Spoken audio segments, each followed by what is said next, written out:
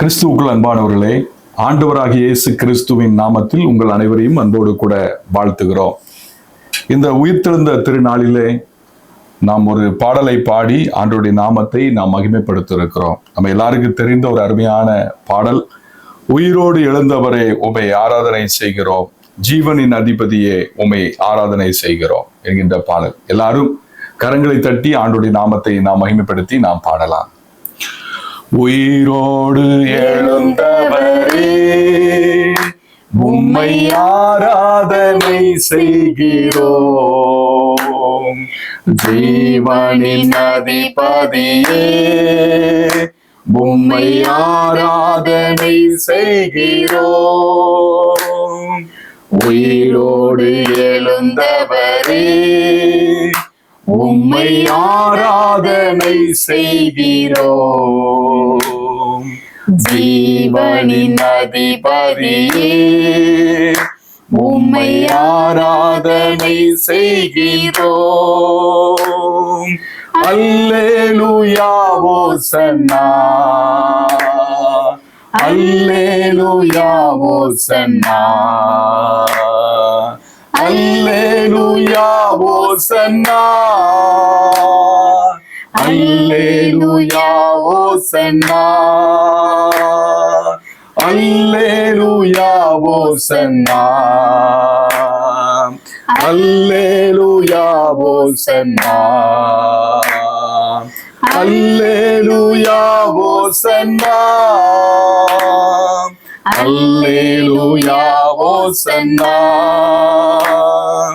மரணத்தை ஜெயித்தவரே உம்மை ஆராதனை செய்கிறோம், பாதாளம் வென்றவரே உம்மை ஆராதனை செய்கிறோம்.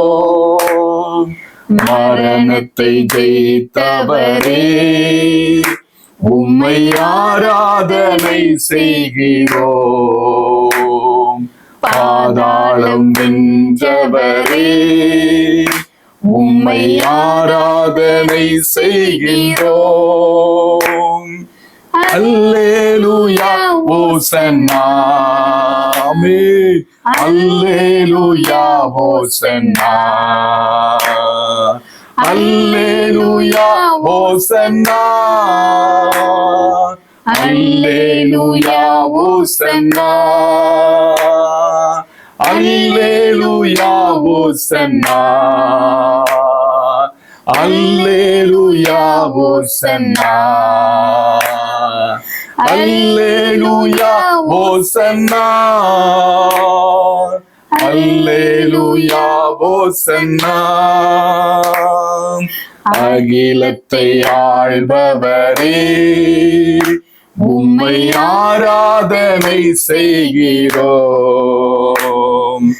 ஆனந்த பாக்கியமே உம்மை ஆராதனை செய்கிறோம்.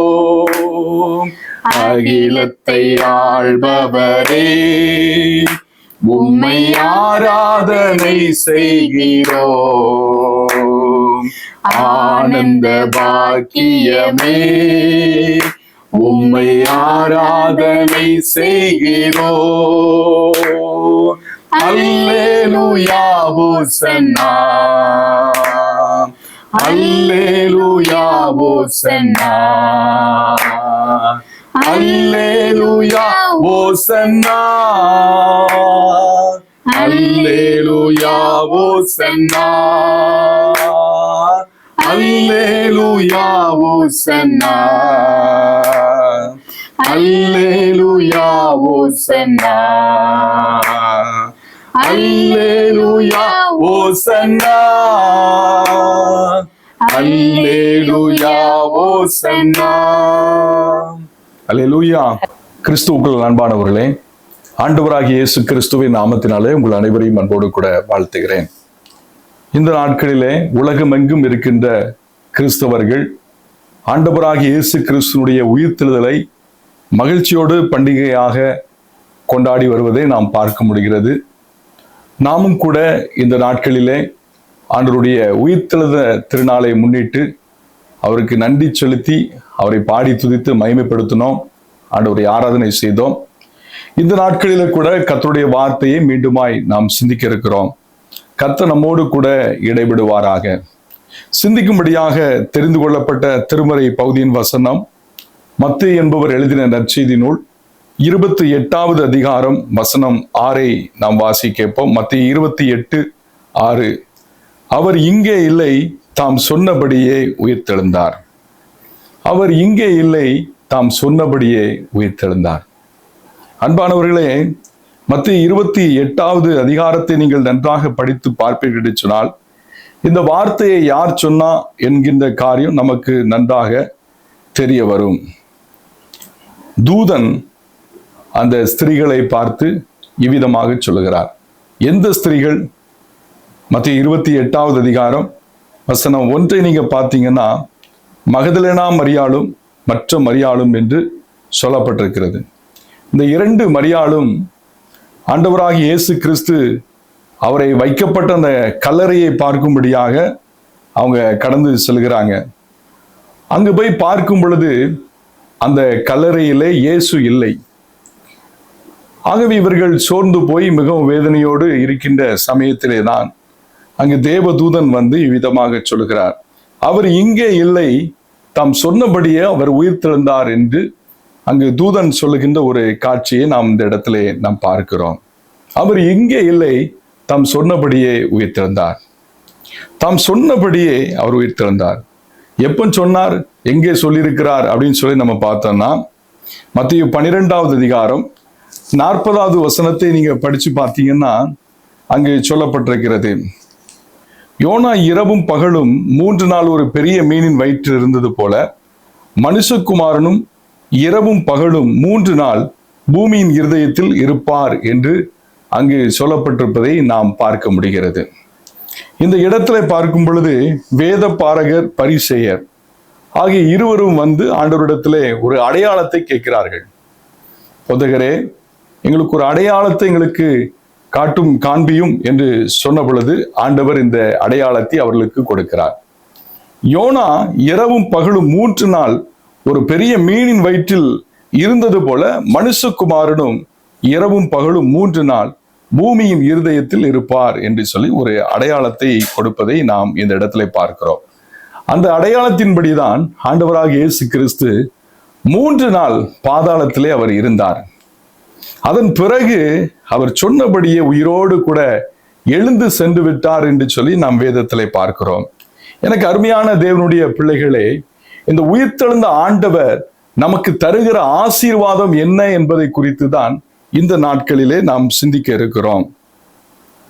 உயிர்த்தெழுந்த ஆண்டவர் நமக்கு தருகிற ஆசீர்வாதங்கள் என்ன என்று சொல்லி நாம் பார்த்தோம் என்று சொன்னால், முதலாவது ஆசீர்வாதம் யோவான் 20வது அதிகாரம் 19வது வசனத்தை நீங்கள் படித்து பார்ப்பீர்கள் என்று சொன்னால், யோவான் 20:19, வாரத்தின் முதல் நாளாகி அன்றைய தினம் சாயங்கால வேளையிலே சீசர்கள் கூடியிருந்த இடத்தில் யூதர்களுக்கு பயந்ததினால் கதவுகள் பூட்டி இருக்கையில் இயேசு வந்து நடுவே நின்று உங்களுக்கு சமாதானம் என்றார் என்று சொல்லி நாம் அந்த இடத்துல பார்க்கிறோம்.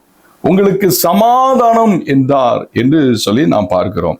அதே போல யோவான் 20வது அதிகாரம் 21வது வசனத்தை நீங்க படிச்சு பார்த்தீங்கன்னா, இயேசு மறுபடியும் அவர்களை நோக்கி உங்களுக்கு சமாதானம் உண்டாவதாக என்று ஆண்டவர் அங்கு சொல்லுவதை நாம் பார்க்க முடிகிறது. அதே போல அதே யோவான் 20வது அதிகாரம் 26வது வசனத்தை நீங்க நன்றாக படித்து பார்ப்பீர்கள் என்று சொன்னார், அப்பொழுது இயேசு வந்து நடுவே நின்று உங்களுக்கு சமாதானம் என்றார் என்று வேதத்திலே சொல்லப்பட்டிருப்பதை நாம் பார்க்க முடிகிறது. அன்பானவர்களே, உயிர்த்தெழுந்த ஆண்டவர் நமக்கு கொடுக்கிற முதல் ஆசீர்வாதம் என்ன என்று சொல்லி நாம் பார்த்தோம் என்று சொன்னால், சமாதானத்தை கர்த்தர் உங்களுக்கு தருகிறார். சமாதானத்தை கர்த்தர் உங்களுக்கு தருகிறார். இந்த வார்த்தையை கேட்டுக்கொண்டிருக்கிற உங்களுடைய வாழ்விலே ஒருவேளை சமாதானம் இல்லாமல் நீங்கள் தவித்துக் கொண்டிருக்கலாம். உங்க குடும்பத்திலே சமாதானம் இல்லாமல் நீங்க தவித்துக் கொண்டிருக்கலாம். நீங்க படிக்கின்ற இடத்திலே சமாதானம் இல்லாமல் நீங்கள் தவித்துக் கொண்டிருக்கலாம். நீங்கள் வேலை பார்க்கிற இடத்திலே சமாதானம் இல்லாமல் நீங்கள் தவித்துக் கொண்டிருக்கலாம். ஆனால் இதை கேட்டுக்கொண்டிருக்கிற எனக்கு அருமையான சகோதரனே, சகோதரியே, உன்னை பார்த்துதான் ஆண்டவர் சொல்லுகிறார், உனக்கு சமாதானம் உண்டாக கடவுது என்று சொல்லி உங்களை பார்த்து ஆண்டவர் சொல்லுகிறார். உயிர்த்தெழுந்த ஆண்டவர் நமக்கு தருகிற முதல் ஆசீர்வாதம் என்னன்னு பார்த்தீங்கன்னா, அவர் சமாதானத்தை தருகிறார். நீங்க வேதத்தை நீங்க நன்றாக படித்து பார்ப்பேன் என்று சொன்னால், ஏசாயா 53வது அதிகாரம் 5வது வசனத்தை நீங்க படிச்சு பாருங்க. நமக்கு சமாதானத்தை உண்டு பண்ணும் ஆக்கினை அவர் மீது விழுந்தது என்று சொல்லி நாம் வேதத்திலே பார்க்கிறோம். உங்களுக்கும் எனக்கும் சமாதானத்தை உண்டு பண்ணுகிற ஆக்கினையானது ஆண்டவராகிய இயேசு கிறிஸ்துவின் மீது விழுந்தது என்று சொல்லி நாம் வேதத்திலே பார்க்கிறோம். அது மாத்திரமல்ல, ஏசாயா 66வது அதிகாரம் 12வது வசனத்தை நீங்க படிச்சு பாருங்க. நான் சமாதானத்தை ஒரு நதியே போல அவனிடமாக பாயும்படி செய்கிறேன் என்று ஆண்டவர் அங்கு சொல்லுவதை நாம் பார்க்க முடிகிறது. அருமையான தேவனுடைய பிள்ளைகளே, உடைய வாழ்க்கையில நீங்க சமாதானத்தை இழந்து நீங்க தவித்துக் கொண்டிருக்கிறீங்களா? சமாதானம் எனக்கு கிடைக்கவில்லை என்று சொல்லி நீங்க ஏங்கி கொண்டிருக்கிறீங்களா? உங்களை பார்த்து தான் ஆண்டவர் இந்த வேளையிலே உங்களை பார்த்து ஆண்டவர் சொல்லுகிறார், உங்களுக்கு சமாதானத்தை உண்டு பண்ணும்படியாய் இயேசு உங்கள் பக்கத்திலே வந்து நிற்கிறார். உங்களுக்கு சமாதானத்தை கொடுக்கும்படியாய் ஆண்டவர் இயேசு கிறிஸ்து உங்கள் அருகிலே வந்து நிற்கிறார். சங்கீதம் 29:11 நீங்க படித்து பாருங்க. கர்த்தர் தம்முடைய ஜனத்திற்கு பலன் கொடுப்பார், கர்த்தர் தம்முடைய ஜனத்திற்கு சமாதானம் அருளி அவர்களை ஆசீர்வதிப்பார் என்று சொல்லி வேதத்திலே பார்க்கிறோம். இந்த உயிர்த்தெழுந்த ஆண்டவர் உங்களுக்கு தருகிற முதல் ஆசீர்வாதம் என்னன்னு சொல்லி நீங்க பாத்தீங்கன்னா, அவர் உங்களுக்கு சமாதானத்தை தருகிறார். இரண்டாவது, இந்த உயிர்த்தெழுந்த ஆண்டவர் நமக்கு தருகிற இரண்டாவது ஆசீர்வாதம் என்ன என்று சொல்லி நாம் பார்க்கும் பொழுது, யோவான் 20வது அதிகாரம் 22வது வசனத்தை நீங்க வாசித்து பாருங்கள். யோவான் 20:22. அவர்கள் மேல் ஊதி பரிசுத்த ஆவியை பெற்றுக் கொள்ளுங்கள் என்றார். எனக்கு அருமையான தேவனுடைய பிள்ளைகளே, ஆண்டவராகிய இயேசு கிறிஸ்து உங்களுக்கும் எனக்கும் கொடுக்கிற இரண்டாவது ஆசீர்வாதம் என்ன என்று சொல்லி பார்க்கும் பொழுது, பரிசுத்த ஆவியை உங்களுக்கும் எனக்கும் தருகிறார். பரிசுத்த ஆவியானவரை உங்களுக்கும் எனக்கும் ஆண்டவராகிய இயேசு கிறிஸ்து தருகிறார். அதான் உயிர்த்தெழுந்த ஆண்டவர் நமக்கு தருகிற இரண்டாவது. பரிசுத்த ஆவி உங்களிடத்தில் வரும் பொழுது நீங்கள் பலனடைந்து எருசலேமிலும் யூதேயா முழுவதிலும் சமாரியாவிலும் பூமியின் கடைசி பரிந்தும் எனக்கு சாட்சிகளாய் இருப்பீர்கள் என்றார் என்று அங்கு சொல்லப்பட்டிருக்கிறது. அருமையான தேவனுடைய பிள்ளைகளை, சீசர்கள் மீது அவர் ஊதி நீங்க பரிசுத்த ஆவியை பெற்றுக்கொள்ளுங்கன்னு சொல்லி சொன்னார். இந்த பரிசுத்த ஆவியை பெற்றுக்கொள்ளும் பொழுது நம்முடைய வாழ்க்கையிலே ஒரு சாட்சி நிறைந்த ஒரு வாழ்க்கை வாழ முடியும். நாம் இருக்கின்ற இடத்துல சாட்சி நிறைந்த ஒரு வாழ்க்கை வாழ்வோம். நம் வேலை பார்க்கிற இடத்திலே நாம் சாட்சி நிறைந்த ஒரு வாழ்க்கை வாழ்வோம். ஒருவேளை நீங்க படித்து கொண்டிருக்கலாம், படிக்கிற அந்த ஸ்தலத்திலே நீங்க சாட்சி நிறைந்த ஒரு வாழ்க்கையை வாழ முடியும். இந்த உயிர்த்தெழுந்த ஆண்டவர் நமக்கு தருகிற இரண்டாவது ஆசீர்வாதம் என்னன்னு பார்த்தீங்கன்னா, பரிசுத்த ஆவியை உங்களுக்கும் எனக்கும் தருகிறான்.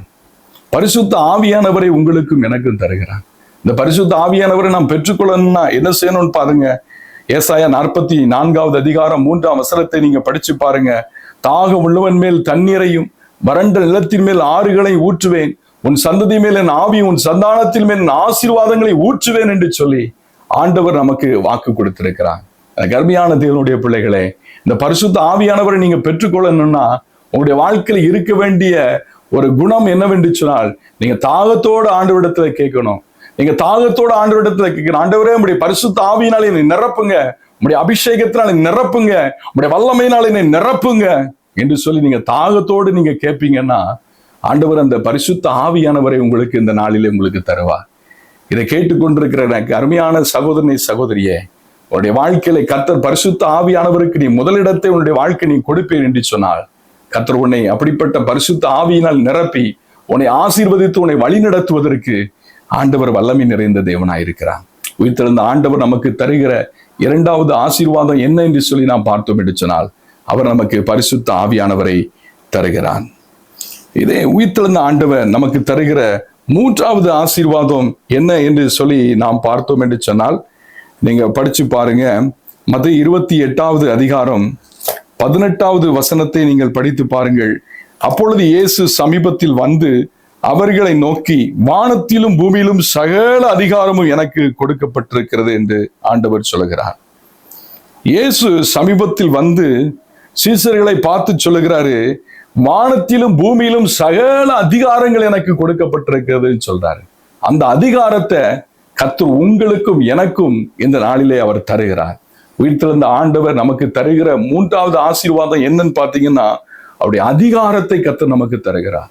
அவருடைய அதிகாரத்தை நமக்கு கர்த்தர் தருகிறார். நீங்க படிச்சு பாருங்க, லூக்கா 9வது அதிகாரம் 1வது வசனத்தை நீங்க படிச்சு பாருங்க. அவர் தம்முடைய 12 சீசரையும் வரவழைத்து சகல பிசாசுகளை துரத்தவும் வியாதி உள்ளவர்களை குணமாக்கவும் அவர்களுக்கு வல்லமையும் அதிகாரமும் கொடுத்து என்று சொல்லப்பட்டிருக்கிறது. 2வது வசனத்திலே படித்து பாருங்கள், பிணியாளிகளை சொஸ்தமாக்கும் அவர்களை அனுப்பினார் என்று சொல்லி வேதத்திலே பார்க்கிறோம். எனக்கு அருமையான தேவனுடைய பிள்ளைகளை, இந்த உயிர்த்தெழுந்த ஆண்டவர் நமக்கு தருகிற 3வது ஆசீர்வாதம் என்ன என்று சொல்லி பார்த்தீங்கன்னா, அதிகாரத்தை கர்த்தர் உங்களுக்கு தருகிறார். பிசாசின் மீது உங்களுக்கு அதிகாரத்தை கர்த்தர் தருகிறார். சர்ப்பங்களை தேள்களும் மிதிக்கவும் சத்துருவினுடைய சகல வல்லமைகளை மேற்கொள்ள உங்களுக்கு அதிகாரத்தை தருகிறேன் என்று சொல்லுகிறார். எனக்கு அருமையான தேவனுடைய பிள்ளைகளை, பிசாசுகளை கண்டு பயப்படாதீங்க. பிசாசுகளை கண்டு நீங்க பயப்படாதீங்க. தேவனுக்கு கீழ்ப்படிங்க, பிசாசுக்கு எதிர்த்து நில்லுங்கள், அப்பொழுது அவன் உங்களை விட்டு ஓடி போவான் என்று வேதத்திலே சொல்லப்பட்டிருக்க. பிரியமானவர்களே, நீங்க பிசாசுக்கு கண்டு நீங்க பயப்படாதீங்க. அதன் மேல உங்களுக்கு அதிகாரத்தை கர்த்தர் கொடுத்திருக்கிறார். அதன் மீது கர்த்தர் உங்களுக்கு அதிகாரத்தை கொடுத்திருக்கிறார்.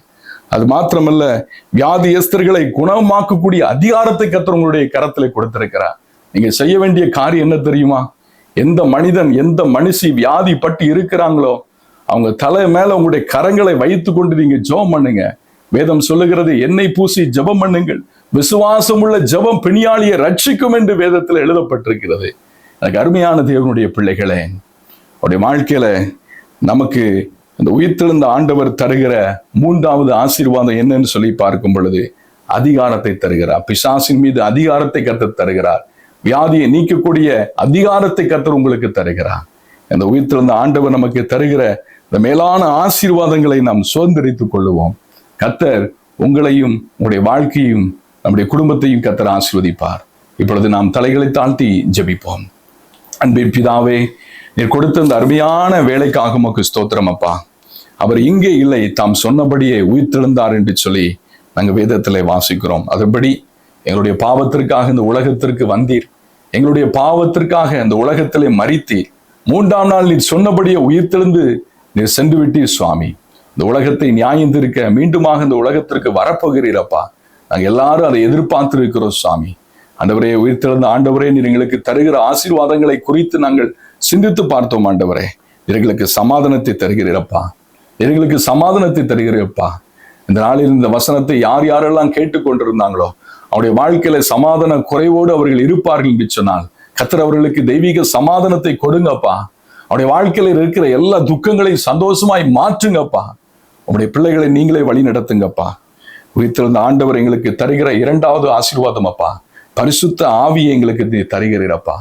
ஆண்டவரே, சீசர்களை பார்த்து சொன்னீர், உன்னதத்திலிருந்து வருகின்ற வல்லமையினால் தரிப்பிக்கப்படும் வரைக்கும் எந்த இடத்திற்கும் செல்லாதீர்கள் என்று சொன்னீரப்பா. அந்த பரிசுத்த ஆவியானவரை பெற்றுக்கொண்டு அவர்கள் ஊழியம் செய்வதற்கு அவர்களை நீர் தெரிந்தெடுத்தீர் ஆண்டவரே. ஊழியம் செய்வதற்கு அவர்களை நீர் வழிநடத்தினீர் ஆண்டவரே.